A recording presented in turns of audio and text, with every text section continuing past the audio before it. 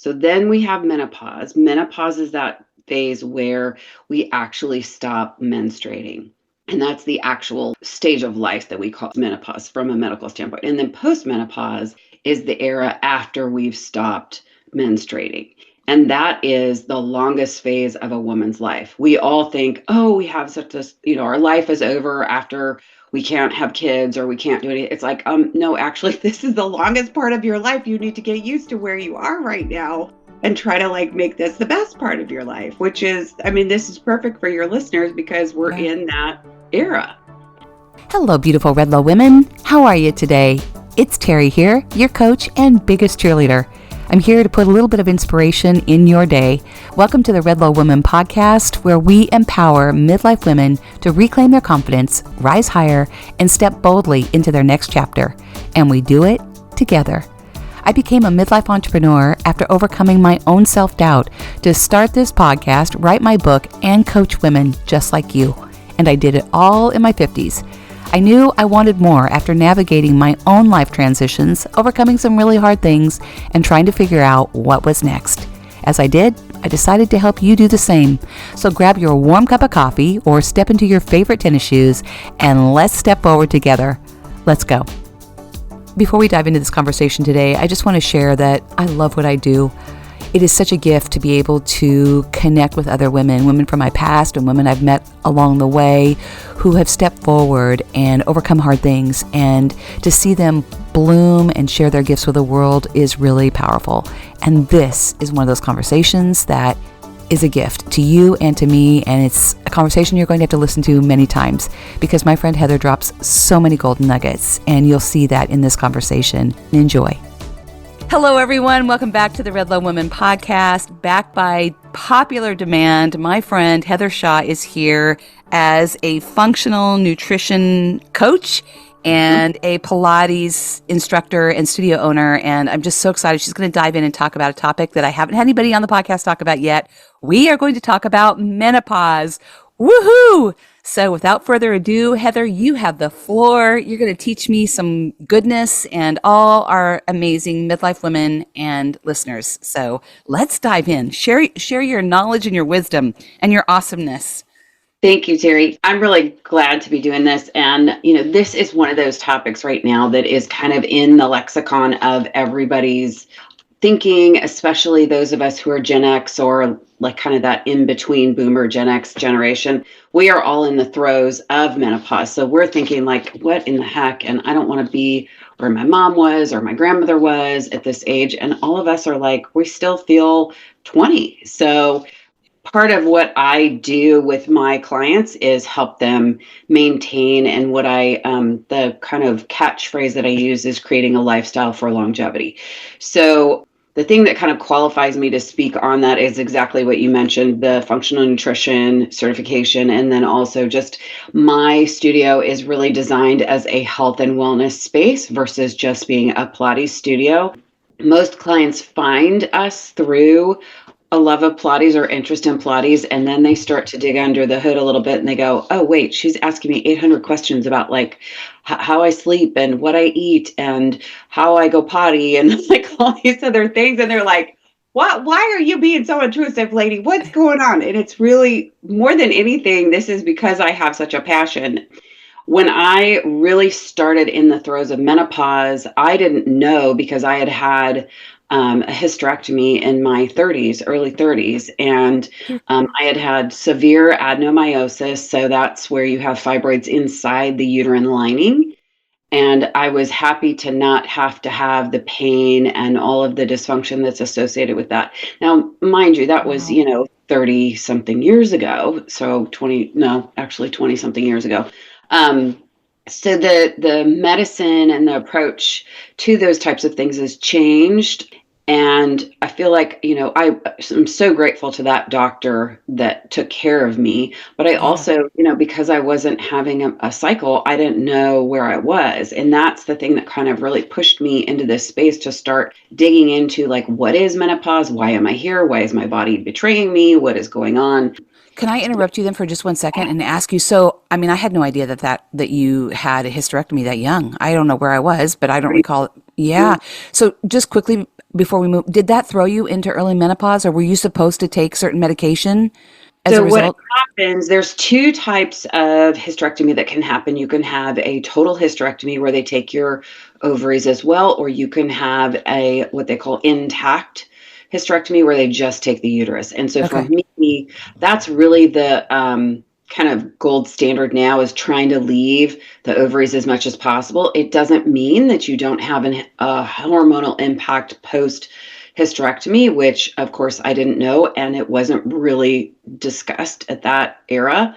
Mm-hmm. But they absolutely, that is kind of the thing. So there were things that I didn't realize were menopause, which is why this is such a passion for me now, because I'm like, oh yeah, no, no, no, no. We're going to catch this. We're going to let you have a good life.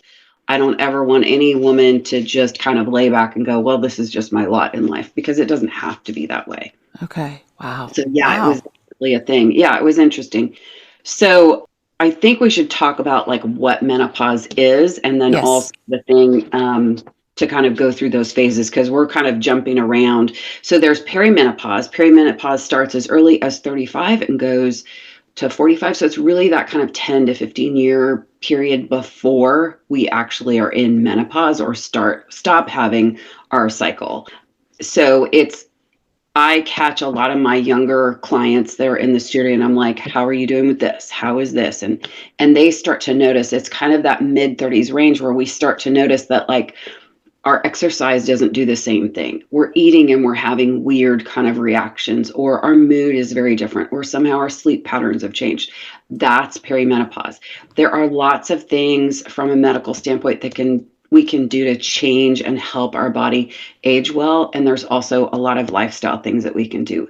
The type of exercise that we do starts to matter at that phase of life. So the heavy kind of HIIT, CrossFit, Orange Theory, and I don't want to bash any particular brand of anything, but those things raise cortisol because they cause a stress response in the body. And when we're trying to maintain our hormone level, we want to keep our cortisol nice and even. And we'll get into that. But Wow. that's part of like what starts to happen. So, like from a physiological standpoint, this affects every system in our life. So then we have menopause. Menopause is that phase where we actually stop menstruating. And that's the actual like stage of life that we call it's menopause from a medical standpoint. And then postmenopause is the era after we've stopped menstruating. And that is the longest phase of a woman's life. We all think, oh, we have such a, our life is over after we can't have kids or we can't do anything. It's like, no, actually, this is the longest part of your life. You need to get used to where you are right now and try to like make this the best part of your life, which is, I mean, this is perfect for your listeners because we're Yeah. in that era. Yeah. So, and again, we'll get into kind of what that looks like as far as the overall impact.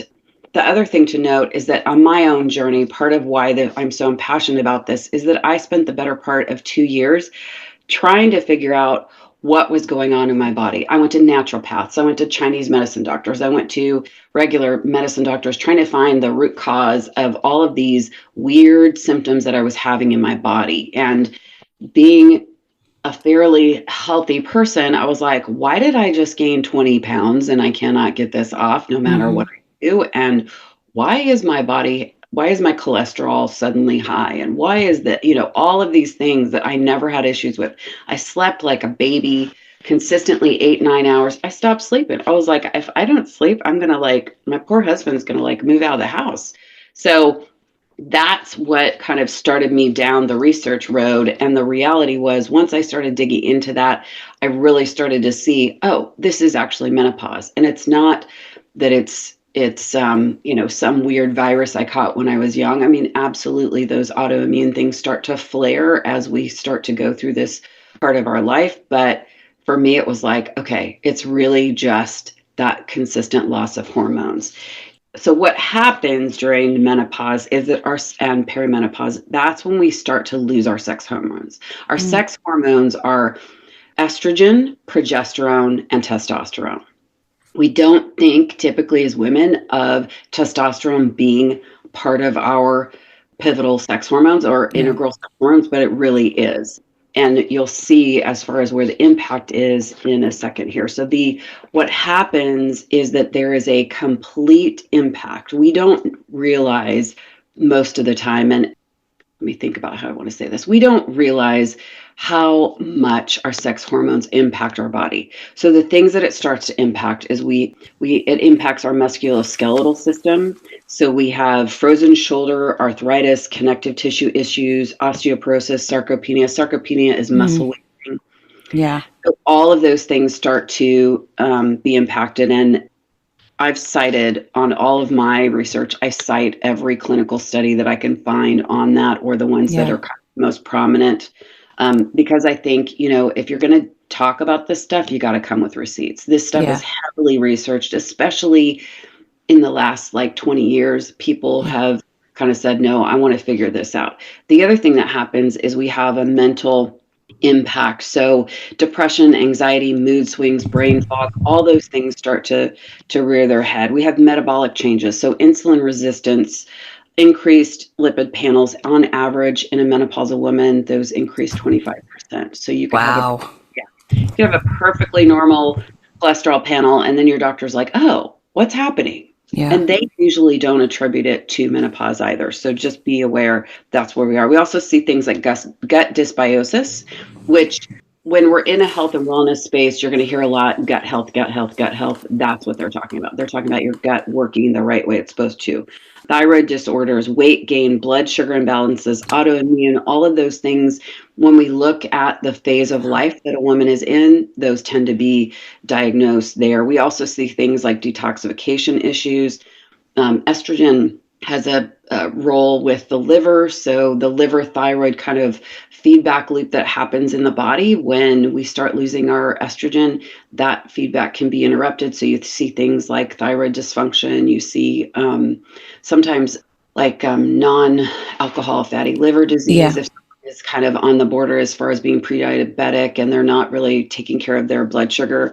We see lots of sleep disturbances. We all know night sweats and hot flashes, but there's also things with falling asleep and staying asleep that becomes a very common kind of battle. The vasomotor disturbances, which is your hot flashes and night sweats. There's also things that are super rare but happen, things like burning mouth syndrome, which is where there's just a consistent inflammation behind the gums in the mouth.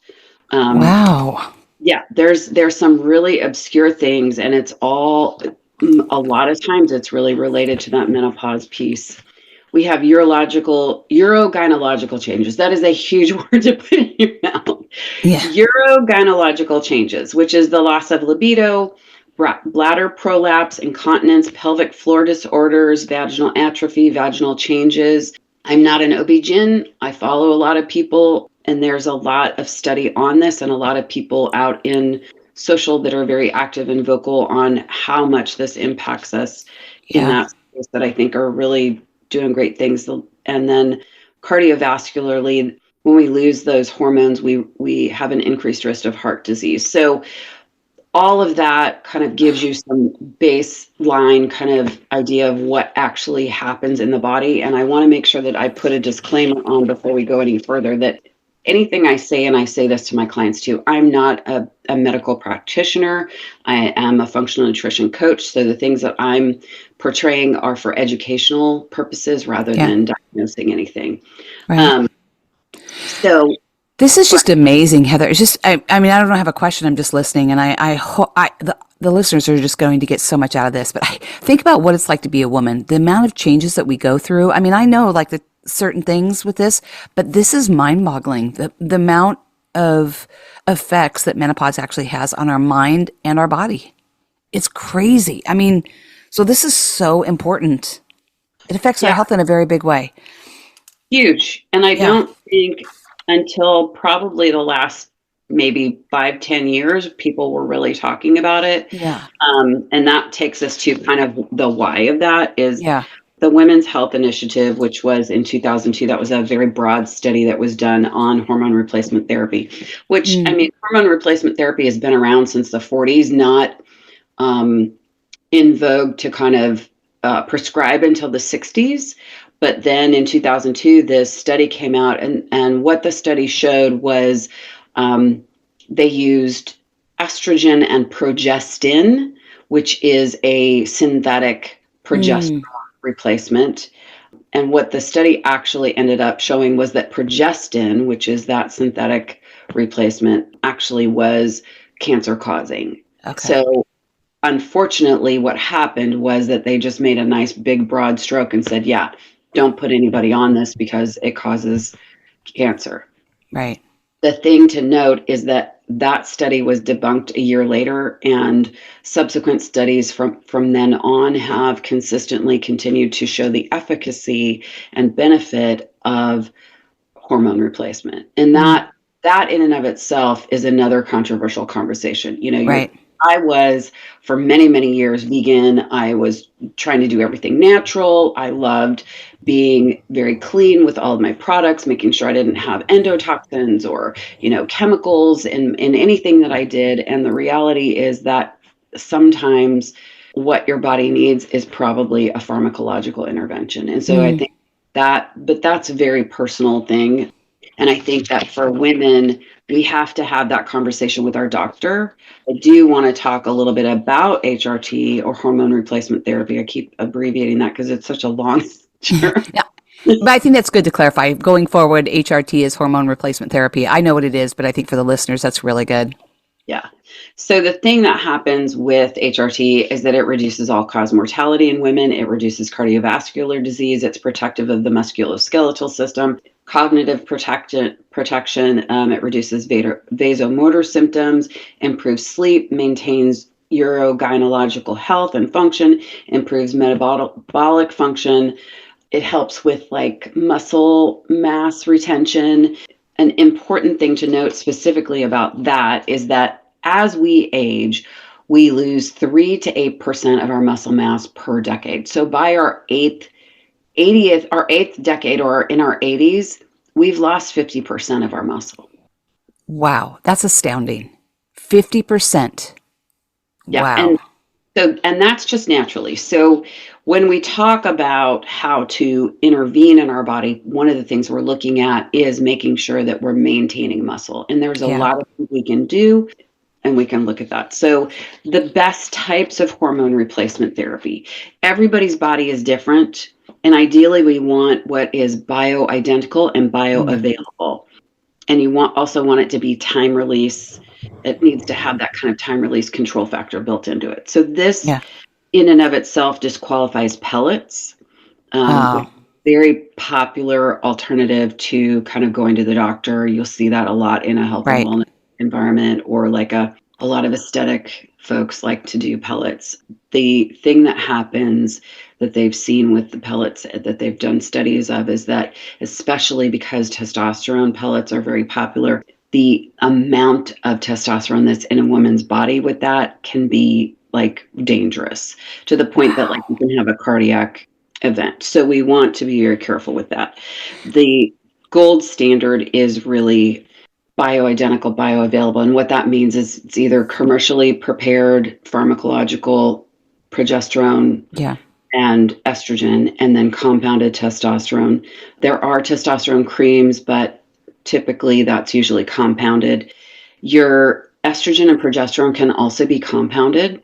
It's the thing that happens that I think women don't understand is they're like, oh, can I do this telemed?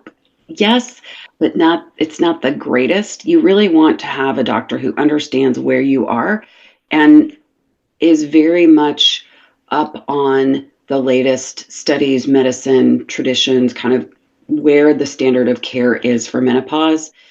And what we typically see is that people will be prescribed antidepressants for symptoms, which doesn't really do what it needs to do. Yeah.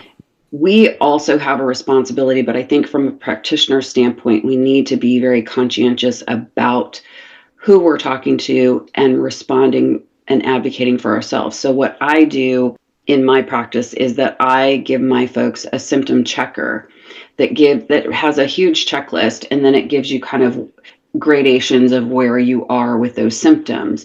And that is not for me, that's for that person to be able to take to their doctor, because I am consistently referring people to their physician. And it's not uncommon. I had one gal who came in, she was telling me she wasn't sleeping, she was really depressed. I think you need some hormones. And she was like, nobody's ever told me that. And I said, Wow. I want you to fill this little paper out. And so she filled the paper out, and I said, I want you to look at where this is, and I want you to look at these symptoms, and I want you to go talk to your doctor. Well, funnily enough, she had a daughter who was a nurse practitioner, and she said, Mom, I've been telling you this for a year. Oh, that's awesome. And I have a question with the bioidenticals because I have done them before. Do you do a cream when you do those, the hormone creams? What do you do? So Yeah. bioidenticals are compounded, and what they look, oh, I don't have my stuff in front of me. It It's like a little kind of tube. Yeah. Usually it's a tube, and then it has like a little dial Click. thing, Yeah. dispenser. You can, and all three, so progesterone, estrogen, and testosterone, can all three be done in that compounded formula. A traditional Western medicine doctor versus a functional nutrition or functional doctor. A functional doctor will usually prescribe compounded. Right. Traditional OB-GYN will go ahead and do commercial. And there is nothing wrong with commercial progesterone. Commercial progesterone, the gold standard, is a pill. Um, Oh, Estrogen, it depends on what your need is. So if it's an overall loss of estrogen, you're having some of the bigger issues like musculoskeletal impact, and that can look like pain, aches and pains. There's something called arthralgia that we don't talk too much about, that is that overall just achiness, and it yeah. happens a lot in menopause. I am one of those people who gets that a Mm, lot. So for that, we use a patch for estrogen, and mm, then for any kind of pelvic floor or vaginal issues, you're looking at the gold standard is usually a tablet and a cream, mm, a topical cream. So my OB-GYN, my favorite thing she said about the cream is, she like, do you put lotion on your hands when they're dry? You did the same thing with your cream. mm. She's Yeah. consistently like just keeping everything nice and happy and comfortable. Yeah. The phenomenon of what happens to us in our reproductive area when we don't have enough estrogen, it can be very detrimental. Women have gone to hospitals with tears and bleeding and things because they just didn't have enough lubrication. So it's tantamount to make sure that you're taking care of yourself. And really, I mean, if you're active, if you're not Yeah. active, not sexually active, and it doesn't bother you, who cares? But Right. if you like your person that you're with and you want to continue to enjoy that, then there are Yeah. answers. It doesn't have to be where we just have that goes out the window because we're menopausal.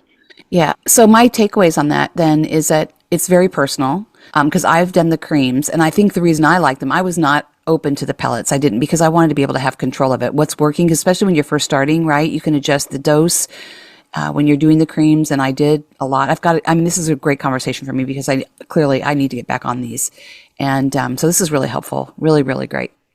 Yeah.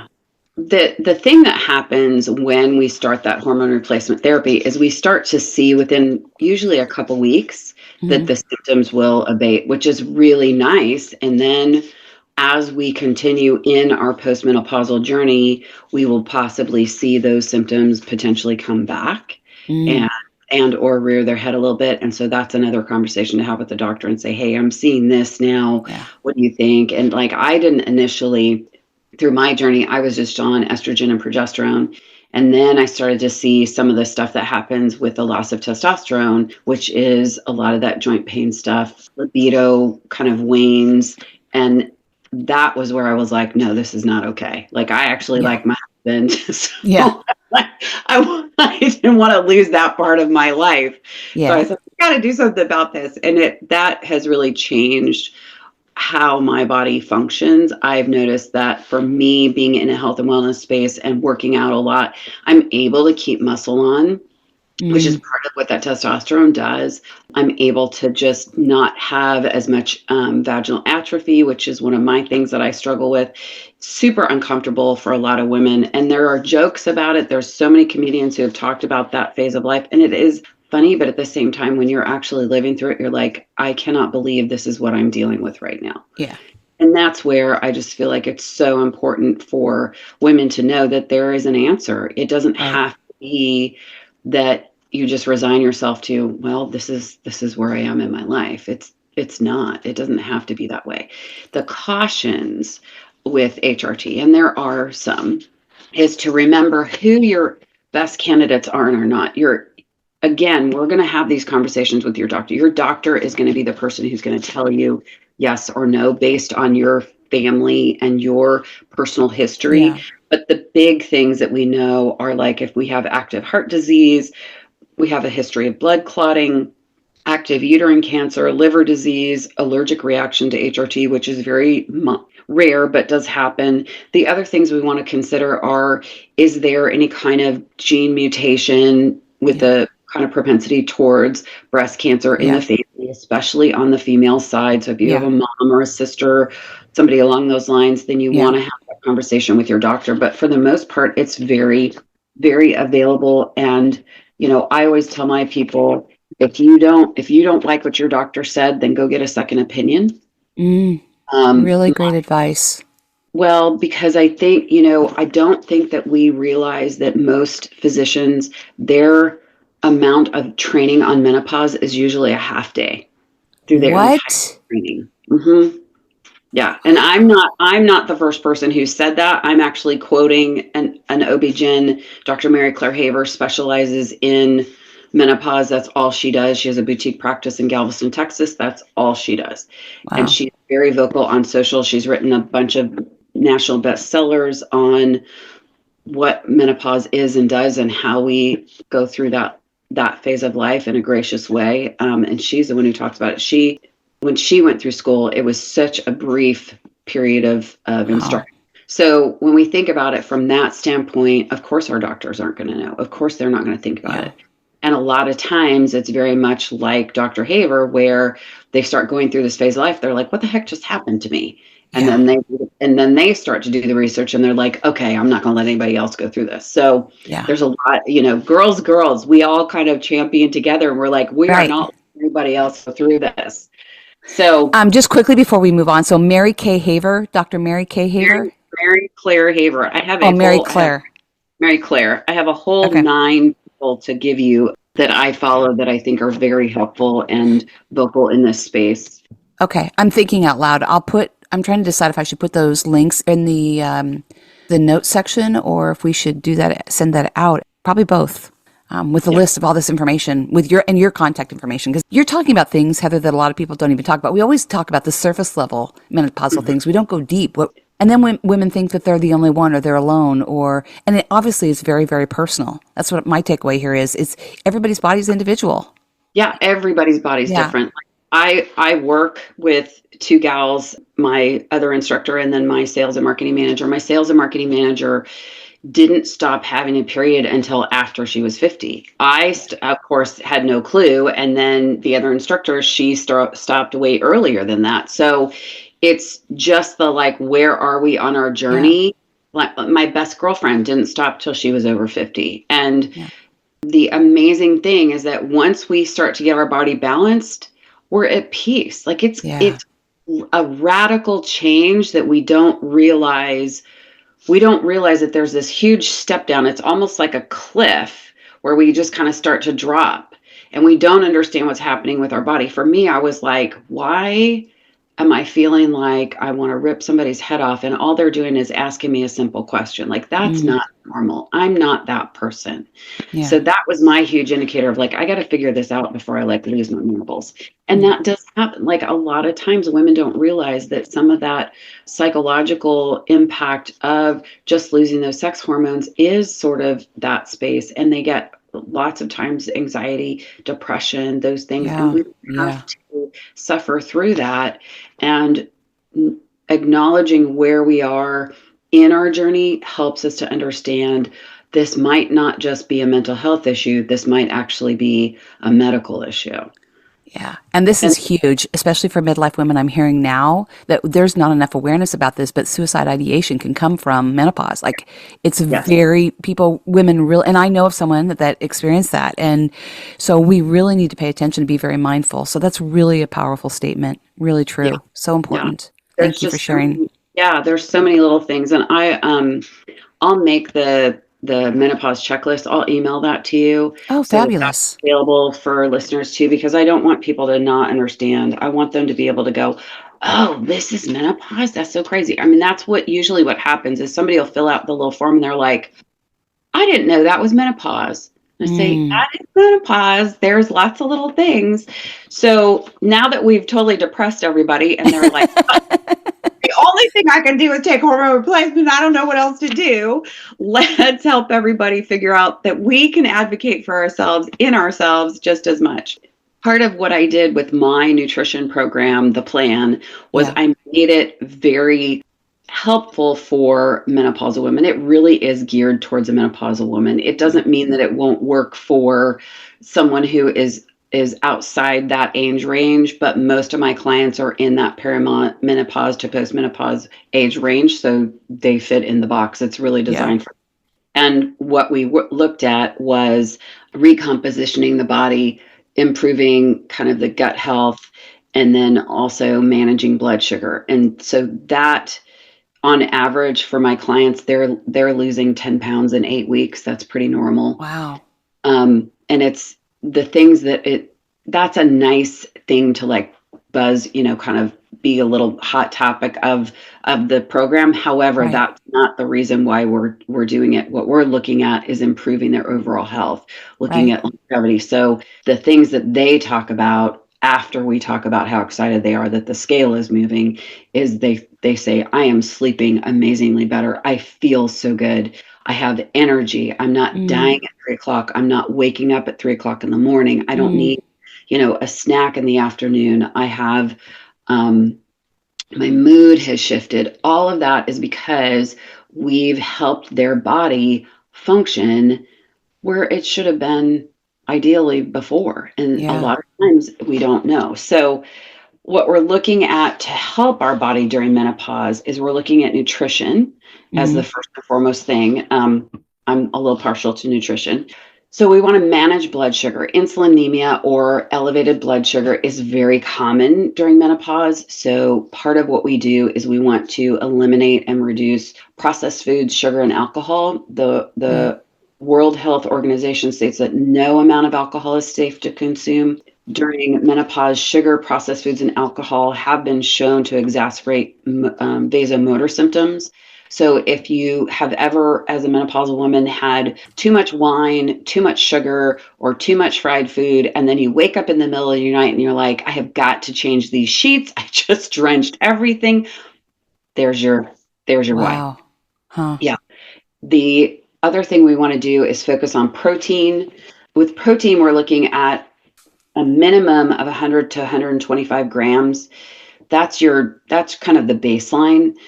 Ideally, what we're looking to do is have our protein gram number match our ideal body weight. So if you Mm. want to weigh 150 pounds, you're going to eat 150 pounds of protein, or 150 100 grams, or grams. gram, not 150 pounds.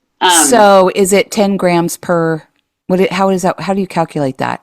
It's like 1.2 A 1 grams gram. it's usually 1 gram per pound of body weight. Okay. The 1.2 is usually kind of this. Okay. And then we're also going to focus on fiber. So fiber is the thing that pulls all the junk out of our system, our digestive system. So it helps pull fat, it helps pull toxins, it helps pull cholesterol out of our system. And so our minimum intake of fiber is going to be 35 grams. Fiber ideally in a natural form. So we're not doing Metamucil. We're trying to get it from our actual dietary Yeah. intake. We're looking at things like beans. We're looking at lots of green leafy veg. We're looking at berries. So high fiber berries, which is going to be your blackberries, blueberries, raspberries. Those things are going to help us. And when you break out that 35 grams, it's not that much through your day.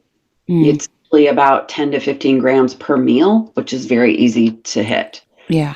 The other thing we're going to do is we're going to lower our starchy carb intake. So we're looking at white potatoes. Sometimes like squash is not bad, but we want to look at like where it is in our order. So that's part of what I look at too. I think I put that in here. We want to eat in what's called a blood sugar management order or food order. And that is vegetables, so your greens, green and non-starchy vegetables. Then you're going to do your protein fat. Then you're going to do your starchy carbs. And then you're going to do your sweet. Mm. So if we consistently eat like that, then our blood sugar stays stable. That stabilizing of the blood sugar is the thing that helps our body release fat and help our body normalize and utilize food in a much healthier way. Really great. Yeah. So also just reducing that like the carb intake. I think like I have one client who she was pretty much, that was all she was eating. Was And juicing? she was doing carbs, just carbs. Oh, And so we switched her to kind of that blood sugar order of eating food, and she immediately lost 5 pounds in a week. wow. In a So week. in a week. So there were two things that were happening. She was under eating, and then she was only eating carbs. So it's kind of that like, oh, I'll just have a nibble of this and that should be enough. Well, her body, I mean, she plays tennis 5 times a week. She strength trains once a week, and then she does Pilates twice a week. I'm like, you have got to eat some food, lady. So that's Wow. the thing that we think about, especially those of us who are in our generation, we are so geared towards that diet culture. Yeah. And it's not about dieting. A lot of times, if we've dieted through our life, we have lowered our basal metabolic rate, which is our baseline of caloric intake needed for our body to keep the lights on. And we lowered that so much because we've starved ourselves. So part of this is learning to eat what your body needs, not what you think your body needs. And most of the time we're shocked that our body will actually function better with more food. And we feel better with more food. The other thing that I tend to recommend for my folks in regards to nutrition is a GLP-1 medication. What is it? GLP? GLP-1 medication. And that's what you and I know as the weight loss shots. So Oh, okay. Wegovy, Zepbound, those types of things can be helpful. And here's the why. We're looking at, if we're in menopause, we've dieted for many, many, many years trying to keep this weight off, or we've suddenly realized that now that weight is not budging.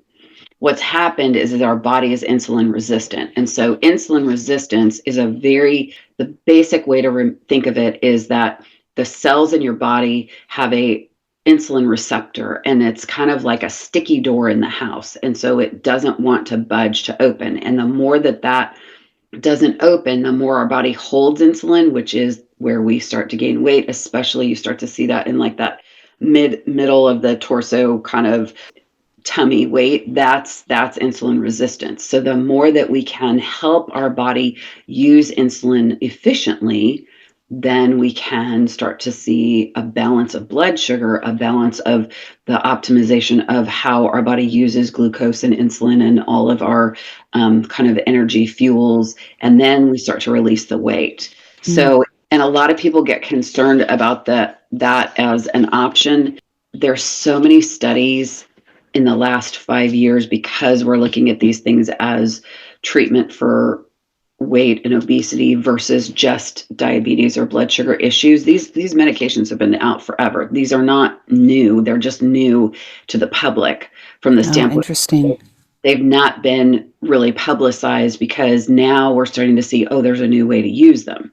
But what happens from a study standpoint, the clinical studies that are out there are showing that it reduces cardiovascular risk, it reduces addiction, they reduce inflammation. So folks that have autoimmune, if they're doing a maintenance dose with a GLP-1 medication, are going to see some improvement in their autoimmune symptoms and also how their body is working in general. Me personally, I've been on a GLP-1 for about 2 years. And for me, it was initially to kind of help balance out my blood sugar, but then starting and looking at the clinical trials and then starting to see some of the improved symptoms of my autoimmune, which I've had for forever, my quality of life has improved drastically, and I'm basically on a maintenance dose for that autoimmune piece. Wow. I didn't know that it could treat. So I have Hashimoto's, so it probably would really Yeah. be. Oh, you do? Okay. So what about the side? I mean, this is a whole other conversation. I'm so captivated by this, Heather. So what about the side effects for these? Like, I mean, that's the number one thing I think that we all think about is, I think Oprah, to give a shout out to Oprah, did a phenomenal job talking about these because I Yeah. think she was very open, very transparent, and really educated the public in that episode that her special that she did. But what about the side effects? I mean, if you want to save that for another time, but is that a concern? It can be. When I talk to my clients about a GLP-1 medication, I have a whole sheet that says these are the things that I recommend to manage symptoms. There is so much information on social media from people who are publicizing their journey through a GLP-1. I'm not one of those people, not because I don't feel like I don't have a voice, but because I just wanted to kind of it's not really my platform. Okay. My platform is more nutrition. But the thing I will say is that I've been very vocal with my clients about know that you have options. So Mm, if one medication, I don't want to like say this medication is bad or this medication right. is not. Again, it's personal. It's just like the hormone replacement. You're going to find what fits with your body. The thing that they found from a clinical study standpoint is that tirzepatide, which is what we know commercially as Zepbound and or Mounjaro, Okay. that is the GLP-1 that actually tends to clinical studies reduce inflammation. So for someone like you or me, that's a great thing to look at for the Hashimoto's, in that it helps kind of take that antibody attack that's happening on the thyroid and calm everything down. It reduces the thyroid antibody count. It helps our thyroid work properly. It helps with the T3, T4 conversion in the liver. It helps Wow. optimize the liver function, which can change through menopause and Hashimoto's. There's a huge link between the thyroid and the liver. And so that whole biofeedback loop, if that's not working because our thyroid's getting attacked, then our liver's not going to function as well. And a lot of times that detox pathway in the liver then is compromised. So there's all these things that from a medical standpoint, our body actually works better with that GLP-1 medication. It's shocking. I know. Yeah. I love it. I love it. I love it Wow. for that. Just that I still struggle with my cold hands, but for the most part, everything else is very consistent in my body, and that hasn't happened. That was part of what I started to see through menopause, and that's Wow. very common. Like you and I both having Hashimoto's at our age, Yeah. and how many other women do we know who are our age who have it? It's Yeah. a lot. It's a lot more than not. It's not usually like when you're looking at the age range of who actually is diagnosed. It's typically perimenopausal to menopausal women who are diagnosed with Hashis. Wow. So again, I have a person that I will refer for us to who's a really an Okay. expert, Dr. Isabella Wentz, amazing pharmacist who she is, I call her the thyroid pharmacist. She's written some tremendous books and done amazing studies, and she has a whole protocol on how to help Hashimoto's and hypo and hyperthyroidism. Wow. Um, Phenomenal gift to the world in that realm. So Wow. Thank you I'll for sharing this. This is so informative. Yeah, I mean, that none of this is fun when we live in it, but Yeah. to know that there's an avenue to make our quality of life improve is really Yeah. important. So I love that. So we talked through nutrition. We talked about the GLP-1s.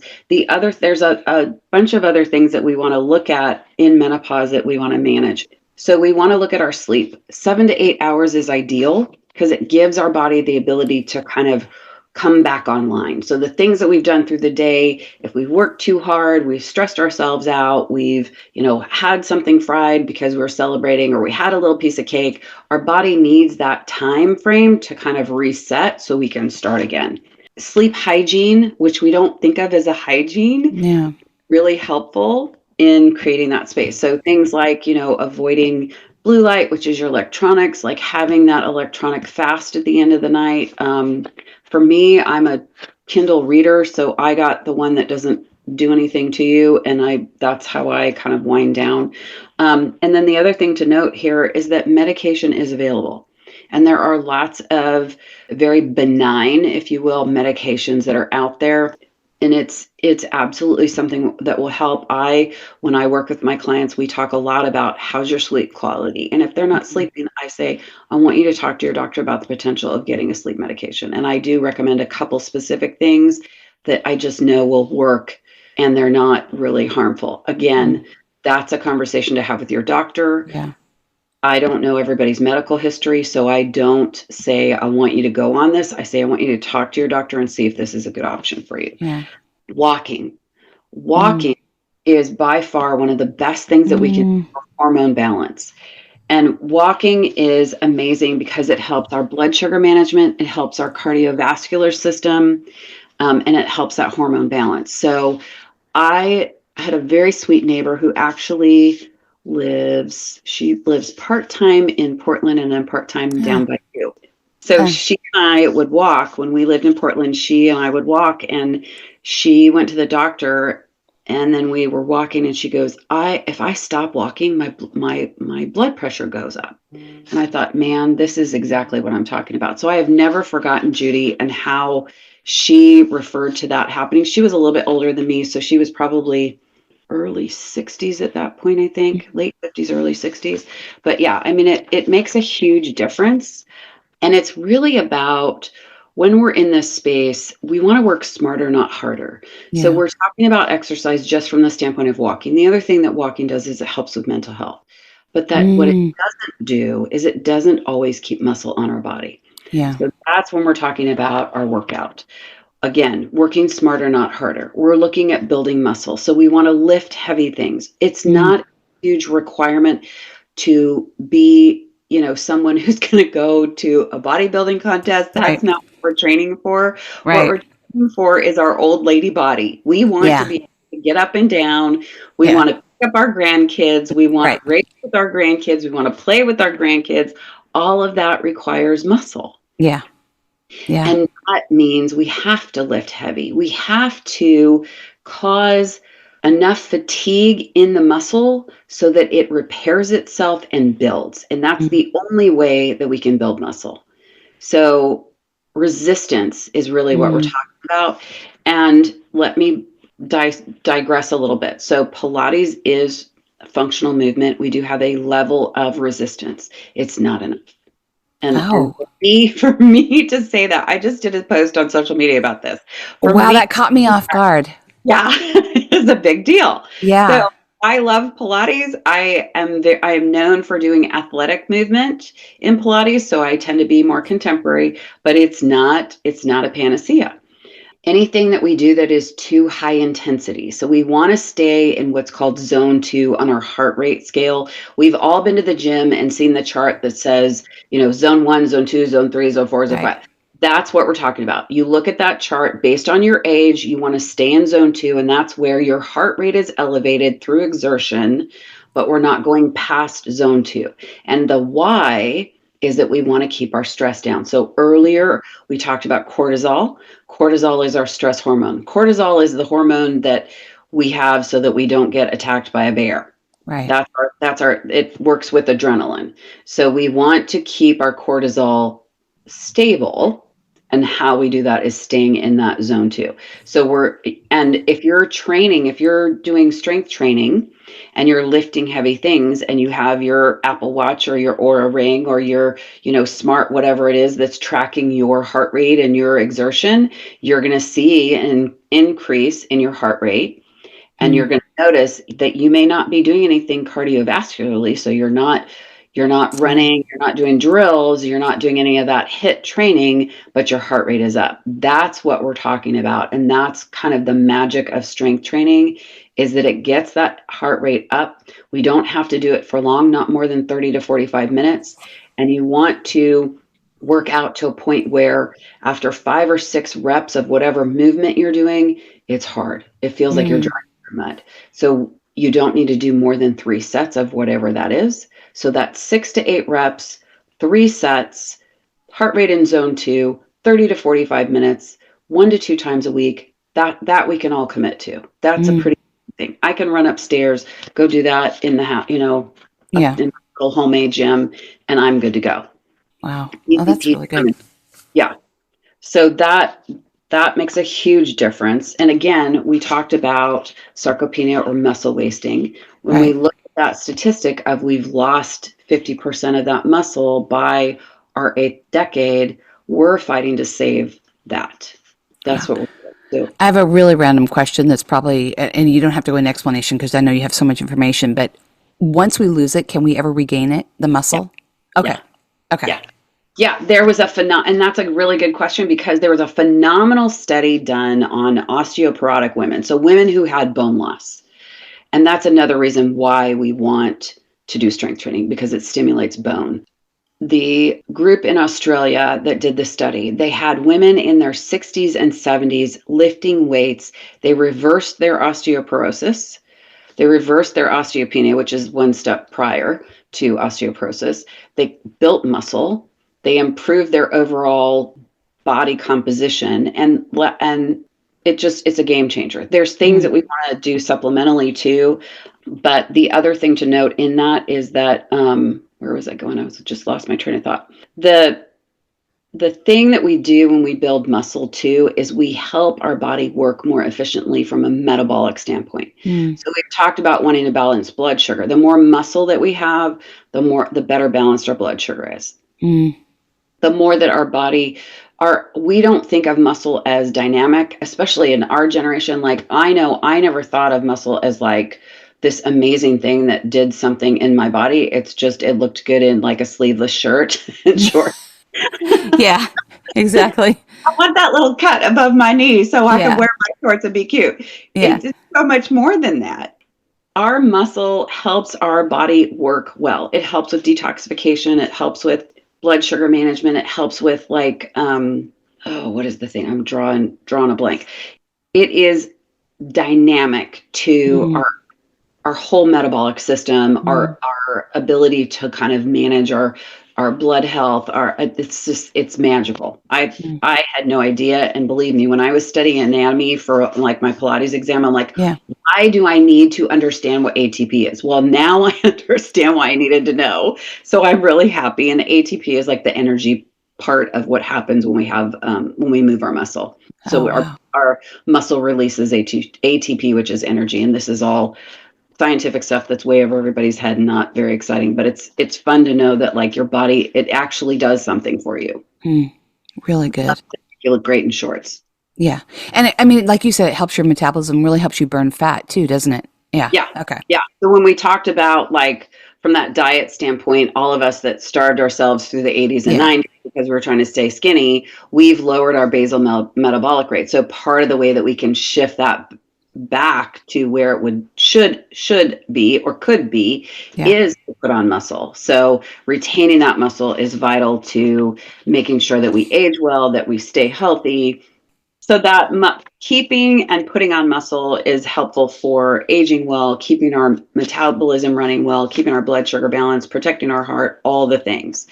Um, and the more muscle that we have on as we age, the better our body consistently works, and it reduces that all-cause mortality. Mm. It reduces our chances for osteoporosis. It just helps with all of that. Wow. You know, I look at my dad, who is going to be 81 this year. Wow.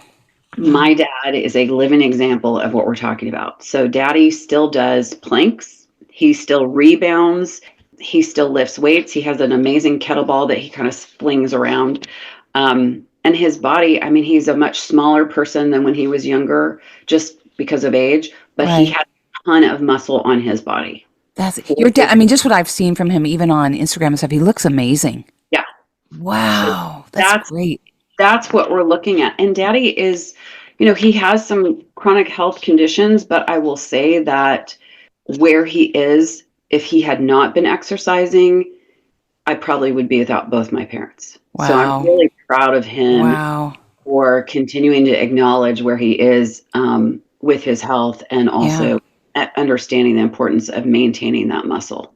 That's So awesome. it's a huge part. So let's talk about the other thing that we can do with mental health. So menopause impacting our well-being in our like headspace. There's Hmm. a lot that happens there. We are when we're in menopause, we've got kids that are we're trying to launch, and we've got parents that are ailing. So we're in that sandwich space.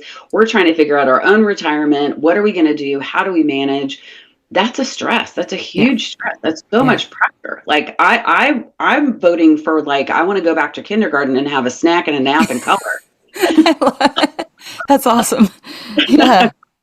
I'm over this part, but here's the thing that we can do is we can start to reduce that stress. So we're going to tidy up the things in our life that cause us stress. And that can look like creating time blocks for yourself at work. It can look like taking a walk midday so that you can kind of regroup your mental space. Talk therapy, peer support, Mm, community and connection. We talked when you and I talked last time, we talked about that blue zone idea of community. So yeah. that community space where we know people know us, they'll miss us if we don't show up at the coffee shop. That's a Hmm. pivotal part of what we're talking about, is making sure that you're in that space where you have somewhere to and you have a bestie, like, that you go on walks with, or a walk buddy, or somebody that you like kind of solve the world's problems with. Right. Or I like to say my husband is my boyfriend, not my girlfriend. So I don't tend to dump a lot of that on him. I dump it on my girlfriends, and then we kind of talk through life, and the world is okay. That's That, awesome. I love that. I have my neighbor and I are just really close. We have our jacuzzi therapy time. Seriously, yes, like I'll say, Scott, I'm just going to go talk, to my neighbor, and we just sit and talk. Same thing. This is so important too, Heather. Just side because it's such a loneliness thing of loneliness right now. So we need to find that person or those people where we can really connect with. yeah. So really insightful, really great. And it's not, I think people think, oh, you need to have a big social circle. I listen to I still listen to my favorite podcast every morning. And part of the phenomenon that happens as we age is that the proximity of people that we love becomes a little bit more important than not. So, I adore you. We have this like mutual admiration society going. And if we lived closer, we'd probably hang out a lot more, but Right. we don't. So Right. I have other people who live close to me that I hang Right. out with. Right. That's what we're talking about. It's really, we need that kind of like person next to us to kind of go through the trenches with us, so that we kind of vault each other's, I call it's in the vault, where we start to like Mm, dump our stuff. And I think that helps our mental state, because then we're not like, oh my gosh, I am in this all by myself. So the takeaways in all of this is that we're looking at our intervention being for our menopause, and for our side of it, obviously we're going to go to the doctor, but what we want to look at is functional nutrition. So using food as medicine, and that's really what functional nutrition is. When I'm working with a client, I'm looking at, how is your diet impacting your overall health? So mm, we want to look at, as a menopausal woman, how is our food impacting our overall health? We want to look at our movement. So we're looking at strength training. We're looking at functional movement, doing things like Pilates, because that's going to help keep our joints lubricated, which we lose a little bit of that through our menopause, and then our walking, because that helps with that hormone balance. We're looking at HRT as that's appropriate. We're looking at sleep and our quality of sleep and medication if that's appropriate. We're looking at maintaining healthy weight and getting assistance via some sort of medication if that's needed due to insulin resistance, which is so common in menopause. And then we're also looking at symptom-specific treatment. So we're consistently looking at what is happening in me personally, mm. not what my neighbor, or not what my best friend, or Yeah. not what my cousin had, but what's happening in me. Right. So, it just doesn't make sense in today's world that we as women are just accepting this lot in life. Our bodies are a wonderful container for us, and we can live so well through that time frame. We can avoid things like Alzheimer's and cardiovascular disease and diabetes and early death by managing our phase of life through Mm. menopause. So it's really helpful. I want to make sure that I give you the people that I follow, that I really Okay. respect in the social media and public space, that are doing great things in the world of menopause and longevity. So we talked about Mary Claire Haver. Yeah. She is an OBGYN, and also she has a nutritional kind of component to her program that she does. She went through a medical food training thing. So it's very interesting. It's not nutrition, but it's something else about how to use food. The other person that I adore is Dr. Vonda Wright. She's an orthopedic surgeon. Amazing. She will talk about, we want to cause impact in our body. We want to lift heavy things. She is the champion of all of that. The other person that's doing amazing things in the menopause space is a gal named Dr. Kelly Casperson. With a C or K, Casperson? With a C, Casperson with a C. Okay. And she is a urologist, and she's looking at that vaginal health space and also that pelvic floor space. So, and she will be the first person to talk about what happens to us in that urogynecological phenomenon of menopause, and it can be really not so fun. So she is very much a proponent of HRT, but also as it's appropriate. I love this obesity doctor who talks about the merits of GLP-1s and when that's appropriate, especially for us women. Her name is Dr. Jenna Siwak, Siwak. Okay. And then I love my blood sugar info. That the gal that is so great at this is a gal who has a handle on social media, Glucose Goddess, the Glucose Goddess. Her name is Jessie. Oh gosh, I'm going to butcher this. In shops. How do you spell it? I think I've seen her. She's really neat. INCHAUPSE with an accent aigu. Okay. And she is a French biochemist. Okay. Phenomenal person when it comes to understanding blood sugar and why we eat in that food order. Yeah. And the importance of managing blood sugar in all aspects and all phases of life. I also we talked about Dr. Isabella Wentz. Her last name is spelled Wentz. She's a pharmacist, and she specializes in thyroid health. I love Dr. Mindy Pelz. The only conflict I have with Dr. Pelz is I don't love fasting for autoimmune.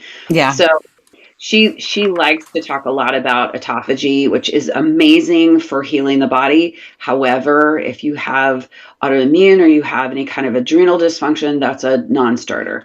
But she does also talk about the importance of the cycle of digestion, which is huge, giving ourselves that 3 to 4 hour window between meals and not snacking, which keeps our body working properly. I love Gary Brecka for longevity. Oh, I love Gary Brecka.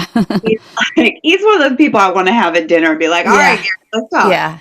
Yeah, we follow him. Yep. Yeah. And then I also really like Dr. Stacy Sims.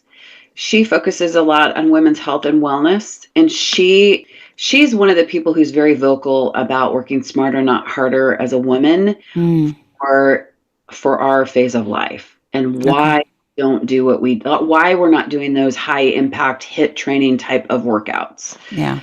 So it's not that those don't have merit. It's just, are you in the right phase of life to do that? Yeah. That's all I got, Terry. Oh my gosh. You have just blown everybody away. This is amazing. I got so much information. And just to compliment you as well, you are so articulate and so well spoken and deliver this information so beautifully. So thank you so much. Just to let everybody know, I'm going to put your information here because you do functional nutrition coaching as well. So you would really sit down and talk to somebody, help with your plan, help them formulate a plan on how to eat, and then recommend, you probably have them do an assessment and then recommend that they go to the doctor as needed. But you would do this this is what you do as well. This is what I do. Yeah. This is more what I do than Pilates for me personally. In the studio, I'm not the one who's teaching as much. I'm doing a lot more of the functional nutrition because there's such a need for it. I'm not limited by geography. So if someone is wanting to find somebody to just figure out what the heck is going on with them, I'm very much a diagnostic kind of person. I will listen to what is going on with you and then kind of say, hey, I think these are the things that we want to look at. And I think this is kind of how we want to approach things. My nutrition program, the plan is personalized. So I have recipes and coaching and whatnot. And we look at what someone is, what their lifestyle looks like, what their activity level looks like, what's happening in their body. And then we tailor to that. I recommend supplementation based on those things. And again, Okay. like we really didn't get into that realm of things, but there are general guidelines of what we want to take as we're menopausal, but also looking at what your body is. Again, trying to do as much from a nutrition standpoint, Yeah. eating our nutrients, but there are some things that we just like vitamin D, we can never get enough vitamin D. Yeah. So it's very much a thing where I like to help people. I like them to feel good. I love to hear the victories, and I love to hear like, oh my gosh, my body feels so much better. That's awesome. Well, and I think some of this too is that you would personalize a plan and talk to everybody's individual. So to give all that information, I think people just need to reach out to you. Just quick question then. So when you're doing your coaching, do you have, like, let's say it's a 6-week program, or do you do it per session? How do you typically do that when you're coaching your clients? So I have an 8, 12, and 24-week cycle. Okay. And Okay. there's a method to the madness. We Okay. need that 8 weeks because we need 4 weeks to kind of dial your body in and get a baseline and kind of eradicate whatever was and wasn't working. And then from there, we start to see what your body does like and what we want to continue on and do more with. It works great for people who have autoimmune because we're taking away a lot of the triggers, the common triggers of what happens with that. And then from that space, we go through everything. I give people, if they don't live near me, then we get them set up with a workout plan. We make sure that we look at their labs. So what's happening in your blood is a big indicator of your overall health. Yes. It's not the determiner. So I want to be very clear about that. We can change what's happening. We can manage our life more than our DNA says. And then from there, we look at their nutrition. We do one-on-one coaching. There's a Facebook group. We do supplementation based on what they need. So we're working with their doctor, not against their doctor. The only time that I will really bark about a doctor or kind of get snarly about it is when they're what I call talking out the side of their neck. So my favorite story about that is I have a girlfriend who went to her doctor, and her doctor was like, "Oh, you need magnesium." And so she told her to take magnesium oxide, which is the most unavailable form of magnesium you could take. And so I said, "No, your doctor doesn't know what they're talking about." And I said, "You need this magnesium." So I told her to take magnesium glycinate. Sure enough, 2 weeks later, she was out without pain. Awesome. Said, "Did you tell your doctor?" And she goes, "Well, yeah." That's awesome. Loves me now. Sorry. So I want, I like people to work with we like to work with their doctor. I don't want to tend to go against medical advice. Yeah. But I also want to be conscious of you have to advocate for yourself. So if you feel very strongly that what we're doing is working, then I want you to mention that to your doctor, and I want you to mention why. And I'll write down, here's the why. If your doctor has a question, here's a clinical study. So consistently, I'm providing all of that documentation and clinical study information so that doctor is either, if they're uninformed, they have it, or if they're ill-informed, they have the new information. Wow. This is awesome. I just really hope and pray this just goes out in the airwaves everywhere. It's amazing. This has been so great. This applies to every woman.